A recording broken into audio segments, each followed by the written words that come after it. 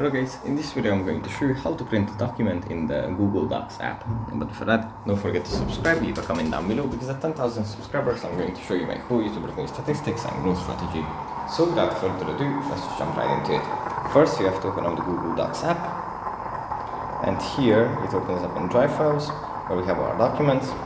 From here we just select one that we want to print, tap on it, then tap on the three dots in the top right corner, share and export, and then tap on print. And if you have a printer connected, then we can just print it right away.